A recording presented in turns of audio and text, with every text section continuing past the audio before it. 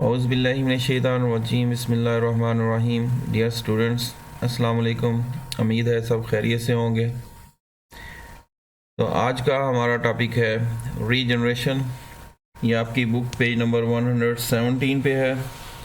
सबसे पहले इसकी डेफिनेशन है द एबिलिटी टू रीगेन, यानी दोबारा हासिल करना, और रिकवर द लॉस्ट और injured part of the body, यानी टूट के अलग हो जाना या फिर ज़ख्मी होने वाला हिस्सा दोबारा से रीगेन या रिकवर होता है, तो इसको रीजनरेशन कहते हैं।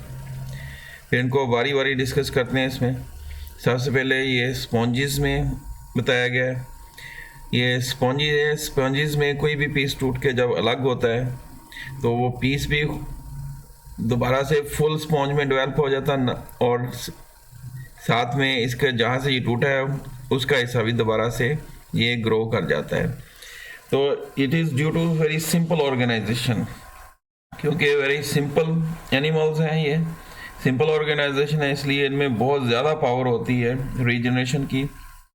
ना सिर्फ उसका जो लॉस्ट पार्ट है वो ग्रो होगा, रीजनरेट होगा, बल्कि जो हिस्सा टूट के अलग हुआ है वो भी ग्रो कर जाता है।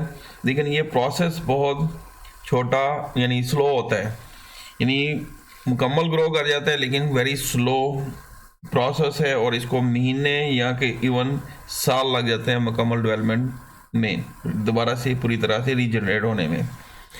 एक ये हो गया स्पॉन्जिस में। दूसरा है फिर इसमें आ जाता है नेक्स्ट लॉबस्टर में। तो अगर हम लॉबस्टर की बात करते हैं तो लॉबस्टर अपना पिंसर क्ला जो है ये लॉस्ट करता है, यानी ये वाला इसका ये सामने ये पिंसर क्लाज है, ये लॉस्ट कर जाता है। तो ये इसमें एबिलिटी है कि इसको ये दोबारा से रीजनरेट कर सकता है। जैसे इसमें ये दिखाया हुआ है कि ये टूट के दोबारा से रीग्रो कर रहा है, रीजनरेट हो रहा है। इस तरह से दूसरे ऑर्गेनिज्म है ये पिंसर क्ला, यानी ये जिससे ये चीज़ों को पकड़ता है। फिर नेक्स्ट जो है स्टारफिश। स्टारफिश में भी बहुत ज़्यादा एबिलिटी है कि ये अपने लॉस्ट हिस्सों को दोबारा से रीजनरेट कर जाती है। जैसे यहाँ पे यानी ये 3 आर्म इसके हैं, लेकिन दूसरे आर्म भी ये टूट गए होंगे कहीं और दोबारा से ये रीजनरेट हो रहे हैं। यानी इवन अगर इसकी ये सेंट्रल डिस्क बाकी बचती है और बाकी से अलग हो जाते हैं, ना सिर्फ ये इसमें एबिलिटी है सेंट्रल डिस्क में कि ये अपने आर्म्स को दोबारा रीजनरेट कर सकती है, बल्कि ये बाज़ केसेस में इसके आर्म्स भी दोबारा से रीग्रो हो जाते हैं, दोबारा से रीजनरेट हो जाते हैं। फिर नेक्स्ट है इसमें अर्थवर्म। तो अर्थवर्म के रेफरेंस से बात करते हैं तो अर्थवर्म सम केसेस में इसमें एबिलिटी है कि अपना जो है अगर ये इसका हेड अलग हो जाए, ये अपने हेड को रीजनरेट करने की सलाहियत रखता है। यानी अगर इसका सर जुदा हो जाए अर्थवर्म का तो ये दोबारा से रीजनरेट करने की सलाहियत रखता है, यानी अपना सर ही। हालांकि बाकी ऑर्गेनिज्म में सर अगर अलग हो जाए तो बाकी सर ऑटोमेटिकली डेड हो जाता है। फिर इसमें एम्फीबियंस में आ जाते हैं सलेमेंडर वगैरह। सलेमेंडर छिपकली की तरह का दिखने में होता है, लेकिन ये एक्वेटिक एनवायरनमेंट में रहता है। जैसे यहाँ पे ये सलेमेंडर दिखाया हुआ है, ये भी अपने लॉस्ट पार्ट को, स्पेशली जब ये लार्वल स्टेज पे होता है, ये दोबारा से अपने हिस्सों को रीजनरेट करने की सलाहियत रखता है।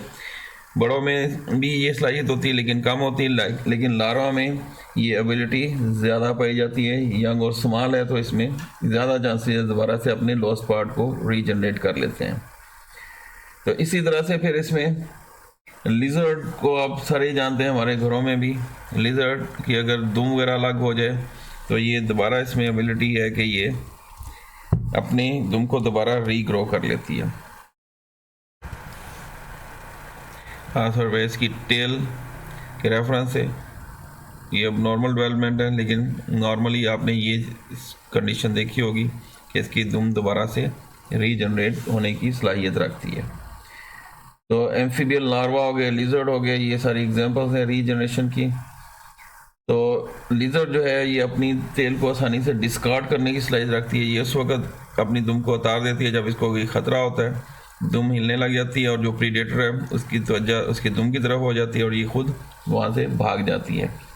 इसके अलावा ये ह्यूमन में भी ये एबिलिटी है, लेकिन लिमिटेड है अप टू द स्किन। सिर्फ ह्यूमन स्किन तक ये एबिलिटी है कि हम यहाँ फिर कुछ लीवर सेल्स हैं जिनमें रीजनरेट होने की सलाहियत है, जैसे ये स्किन सेल्स वगैरह दोबारा रीजनरेट हो सकते हैं। ये नॉर्मली होता रहता है, इंजरी होती है दोबारा से रिकवर हो जाते हैं। बोन्स में रिकवर होने की सलाहियत है, रीजनरेट होने की सलाहियत है, यानी बोन सेल्स अगर खुदा न खासा फ्रैक्चर हो जाए तो। फिर प्लांट्स की बात करें तो प्लांट्स में जो वेजिटेटिव प्रोपगेशन या रिप्रोडक्शन है वो सारी की सारी ही एक्चुअली रीजनरेशन है। तो प्लांट्स में कोई भी प्लांट पार्ट्स लें तो, लेकिन उसमें कंडीशन ये है कि हमें स्मेटिक टिश्यू होनी चाहिए, मिस्टम होनी चाहिए, जैसे हमने शुरू में पढ़ा है। इवन इसमें हमने टिश्यू कल्चर्स यानी स्मॉल पोर्शन या टिश्यूज़ जो ले जाते हैं सेल के, उनको भी पूरे प्लांट्स में ग्रो कर सकते हैं। यानी ये प्लांट्स में भी ये एबिलिटी है कि इनके मुख्तलिफ पार्ट्स दोबारा से ग्रो करते हैं। Actually this is a type of regeneration, चाहे वो इसके पीस की शक्ल में स्टेम्स से, लीव से, या सिंगल टिश्यू लिया जाए जैसे टिश्यू कल्चर में, तो ये दोबारा पूरे प्लांट में ग्रो करने की सलाहियत रखता है। अब इसमें ये कैसे होता है ये सारा प्रोसेस, तो ये यहाँ तक ये हीलिंग प्रोसेस, ये फिर प्लांट्स की रेफरेंस से बात होगी। फिर नेक्स्ट जो है इसमें रीजनरेशन का प्रोसेस, वेरियस सेल टाइप्स होते हैं which were present in the missing part of the body.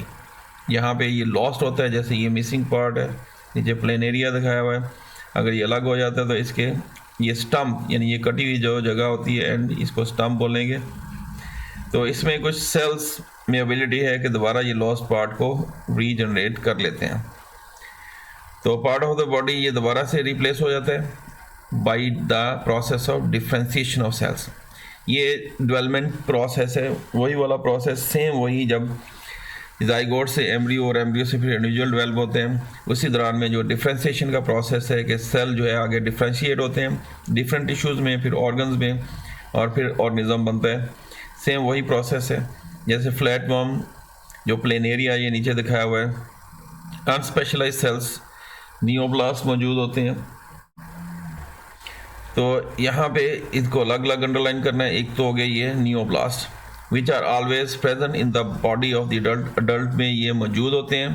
सिर्फ क्या होता है कि जब ये कट लगता है, अलग होते हैं, तो ये बॉडी के अंदर से उस कटे हुए से यानी स्टम्प की तरफ माइग्रेट करना शुरू कर देते हैं, या साइट ऑफ एम्प्यूटेशन कहते हैं, जहाँ से कट, एम्प्यूटेशन का मतलब कटी हुई जगह, वहाँ की तरफ आएंगे। और यहाँ पे जो अगर डिफ्रेंशिएशन शुरू हो जाती है, अगर वो स्पेशलाइज सेल भी है, तो दोबारा से वो लेस स्पेशलाइज होंगे और डिफ्रेंशिएट करना शुरू करेंगे दोबारा से। तो दोबारा से जो लॉस्ट पार्ट है उसकी ज़रूरत के मुताबिक ये डिफ्रेंशिएशन शुरू हो जाती है। और इस तरह से स्टम्प जो है एम्प्यूटेड एरिया है, कटा हुआ हिस्सा है, ये यहाँ पे रीजनरेट कर जाता है और पूरा ये ऑर्गेनिज्म बाकी लॉस्ट हिस्से को डेवलप करने की सलाहियत रखता है। तो यहाँ पे पीसेस, यहाँ पे कुछ हिस्सा मिसिंग है आपके बुक चैप्टर नंबर 18 में।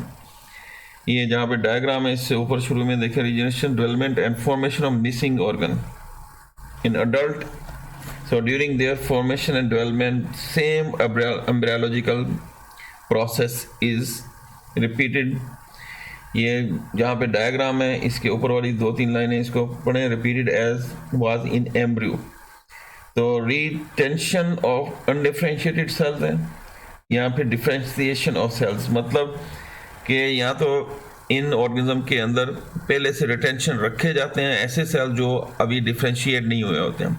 एक्चुअली अल्लाह ताला ने इसीलिए रखे कि अगर ये कुछ पार्ट्स लॉस हो जाएं तो ये अनडिफ्रेंशिएटेड सेल फिर दोबारा से डिवाइड होके एक तो मोर सेल प्रोड्यूस करें और फिर आगे डिफ्रेंशिएट हों ज़रूरत के मुताबिक। यहाँ पे डिफ्रेंशिएटेड सेल्स हैं, ऑलरेडी डिफ्रेंशिएट हो चुके हैं, लेकिन दोबारा से वो अनडिफ्रेंशिएटेड सेल में कन्वर्ट होंगे और फिर दोबारा ज़रूरत के मुताबिक डिफ्रेंशिएट हो जाते हैं। जैसे यहाँ पे फ्लैटवर्म, अर्थवर्म, यानी फ्लैटवर्म और ये प्लेन एरिया की बात की हुई है। तो कटाव वाली जगह को एम्पुटेशन कहेंगे या स्टम्प बोलते हैं।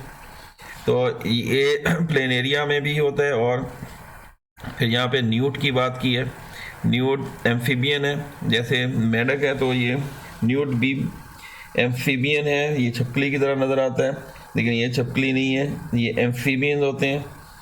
तो ये डिफ्रेंशिएटेड और अनडिफ्रेंशिएटेड सेल, ये पॉइंट्स खास तौर पर ध्यान में रखना है कि कुछ डिफ्रेंशिएटेड सेल्स हैं दोबारा से अनडिफ्रेंशिएटेड होंगे, या फिर ऑलरेडी अनडिफ्रेंशिएटेड सेल्स ही वो रिटेन होते हैं इनकी बॉडी में, जो दोबारा से रीजनरेट होते हैं। तो यहाँ तक ये रीजनरेशन के रेफरेंस से ये टॉपिक हमारा मुकम्मल हो गया। नेक्स्ट टॉपिक तक के लिए अल्लाह हाफिज़।